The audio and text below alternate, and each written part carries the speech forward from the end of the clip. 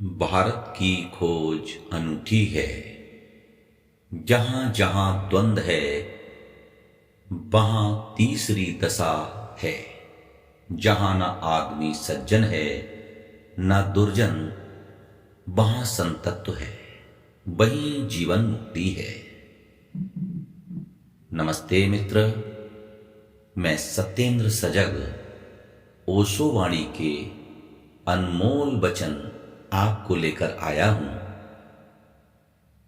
अष्टावक्र महागीता के भाग 6 प्रवचन संख्या 7 से संकलित यह संक्षिप्त विचार हैं ओशो साहित्य से। जरा ख्याल में लेना, सारी दुनिया में सिर्फ भारत को छोड़कर जीवन की व्यवस्था को द्वंद्व में ही बांटा गया है, स्वर्ग और नरक में बांटा गया है। भारत एक और नया शब्द रखता है, मोक्ष। सुख दुख। भारत एक तीसरा शब्द लाता है, आनंद। दुनिया के लोगों ने लोगों को बांटा दुर्जन सज्जन में। भारत एक नया शब्द देता है, जीवन मुक्त।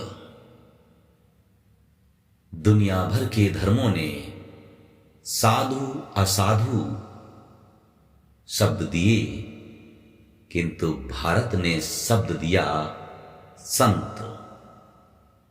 इनका फर्क समझ लेना। साधु का अर्थ संत नहीं होता।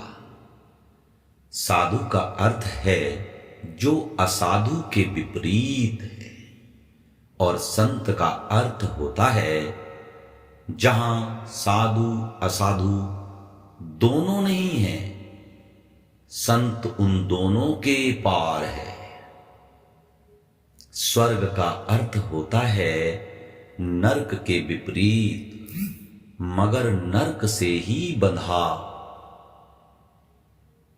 स्वर्ग से नरक में गिरने की सुविधा है, गिरेगा ही, कोई भी गिरेगा।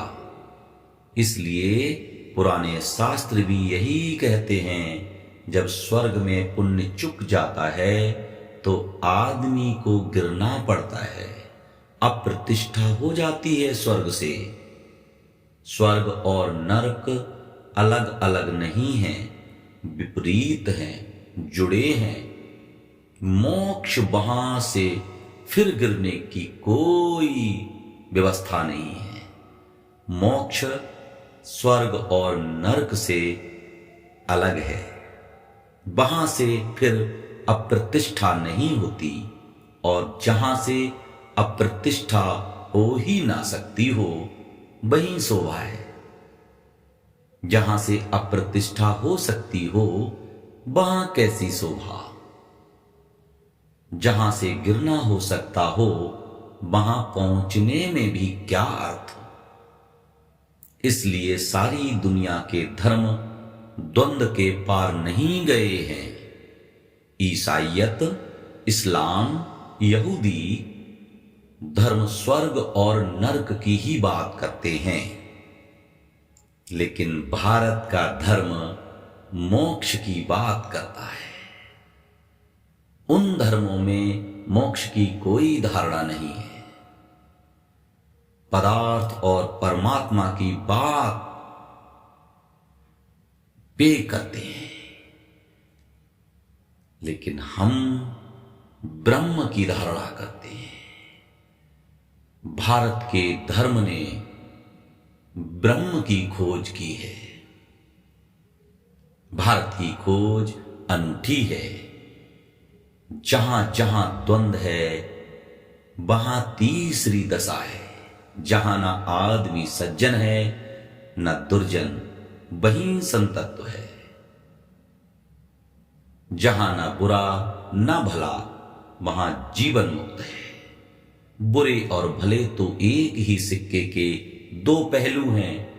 जहां पूरा सिक्का ही छोड़ दिया, वहीं भारत है। आपने अब तक सुना, अनुग्रहित हूं, आनंदित हूं। बहुत बहुत धन्यवाद।